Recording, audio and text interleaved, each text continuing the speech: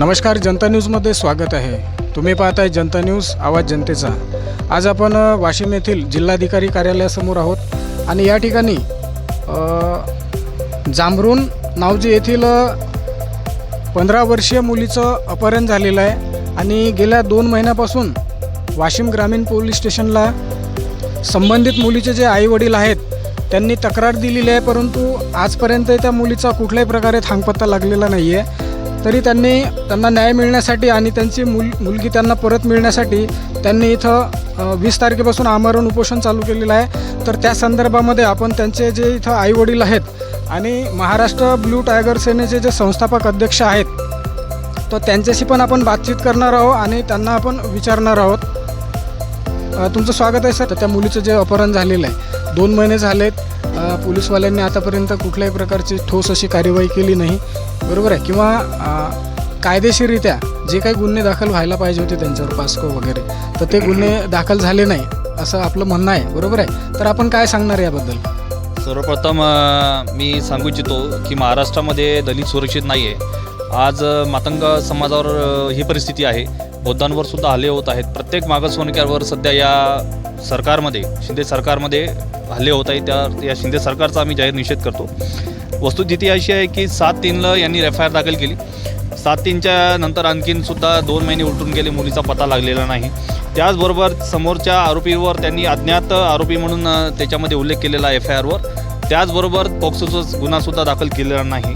तर मी ठाणेदार साहेबांना इच्छितो की मुलगी 15 वर्षाची असल्यानं तुम्ही तिच्यावर पॉक्सोचा गुन्हा दाखल का नाही केला? त्याचबरोबर त्या आरोपीचं नाव आणखीन FIRवर का दाखल केला नाही, अशा प्रकारचा प्रश्न या ठिकाणी उपस्थित होतो. गेल्या 2 महिन्यापासून हे मोहिते कुटुंब आज संकटात आहे. काल पाण्यापावसामध्ये हे उपोषणाला बसले होते. इथलच्या कलेक्टर मॅडमने त्यांना उपोषण न करण्याचं विनंती केली होती, परंतु परिस्थिती अशी आहे की आपला जीव जात आहे, परंतु आचारसंहितेचा बहाणा करून जर आपल्याला अन्यायाच्या विरोधात जर आवाज उठवता आला नाही तर हे संविधानाचा सुद्धा अपमान आहे. तरी कायद्याचं रक्षण व्हावं या उद्देशाने आज आम्ही इथे उपोषणाला बसलेलं आहे. या बाई रामा मोहिते, शारदा सुनील मोहिते, सुनील रामा मोहिते हे गेल्या 3 महिन्यापासून 2 ते 3 महिन्यापासून अतिशय संकटात आहेत आणि इथलच्या ठाणेदार साहेबांनी यांची कोणत्याही प्रकारची आतापर्यंत गयावया केली नाही आणि यांचं कोणत्याही प्रकारचं दया त्यांना आली नाही. प्रकरण चालूच आहे, तपास चालूच आहे असं ते म्हणतात. आता जवळपास 2 महिन्याचा कालावधी झालेला आहे. तर पोलीस प्रशासनाचं म्हणणं आहे की बा आमचा तपासच चालू आहे, बरोबर आहे? तर या संदर्भामध्ये वेळोवेळी समजा जे घरचे असतील त्यांचे मुलीचे आईवडील हे तिथं वेळोवेळी जाऊन तुम्ही भेटलेत का ठाणेदार साहेबांना? तुमच्या ठाणेदार साहेबांची माझी या अगोदरसुद्धा भेट झालेली आहे. मार्च महिन्यामध्ये जेव्हा मुलगी बेपत्ता झाली होती तेव्हा मुलीची आजी माझ्याकडे आली होती. ठाणेदार साहेबांना याविषयी बोललो होतो, तो तपास लागल म्हणत असं त्यांनी आश्वासन दिलं होतं. परंतु त्यानंतर हे कुटुंब माझ्या संपर्कात आलं नाही. काल परवाच माझ्या संपर्कात आलं आणि मलाही वाटलं मुलीचा पत्ता लागला, परंतु काल हे इथं उपोषण बसलं होतं तर मला कळालं की मुलीचा आणखी पत्ता लागलेला नाही आहे. आणि मी ठाणेदार साहेबांना, पोलीस साहेबांना फोनद्वारे कळवलं की बा मुलीचा पत्ता लवकरात लवकर लावा. तर त्यांची असं चालू आहे की तुम्हाला जर काही माहिती असेल तर आम्हाला सांगा, म्हणजे पोलीस प्रशासनाचं काम आम्ही करावं का, अशा प्रकारचा प्रश्न उपस्थित होतो. जर त्यांचं काम आम्ही करावं तर ते काय करत आहे? या कुटुंबाला न्याय भेटला पाहिजे, मातंग समाजाला न्याय भेटला पाहिजे. आणि या कुटुंबाची जी आमची लेकबाळ आहे, जी मुलगी आहे आमची, अहिल्याची लेक, जिजाऊची लेक, सावित्रीची लेक, तिचा पत्ता लागला पाहिजे, हा आमचा उद्दिष्ट आहे.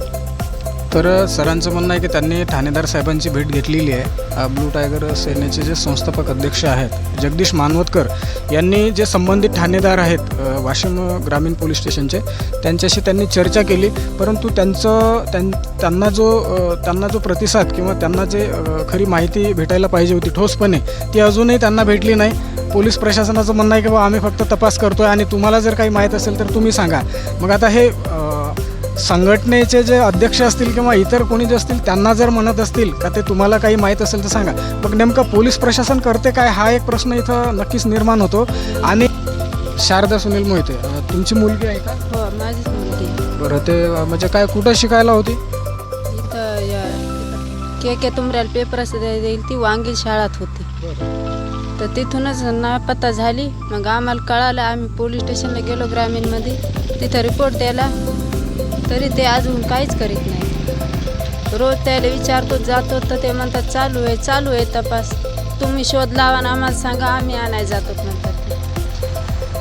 तरी पण पोलीस प्रशासनाने या ठिकाणी जे गरिबावर जे अन्याय होतात, गरिबांच्या मुलीच्या अपहरण केल्या जाते किंवा त्यांच्यावर जे काही विनयभंग केले जातात, तर हे या माता भगिनीचं संरक्षण करणं हे पोलीस प्रशासन, जिल्हा प्रशासन आणि समाजातल्या प्रत्येक व्यक्तीचं कर्तव्य आहे. म्हणून त्यांच्यावर झालेला जो अन्याय आहे तो अन्याय पूर्णपणे पोलीस प्रशासनाने आणि जिल्हा प्रशासनाने दूर करावा आणि ताबडतोब संबंधित जे अपहरण झालेली मुलगी आहे त्या मुलीचा शोध लावावा, हे या माध्यमाद्वारे प्रशासनाला आणि पोलीस प्रशासनाला त्यांची मागणी होत आहे.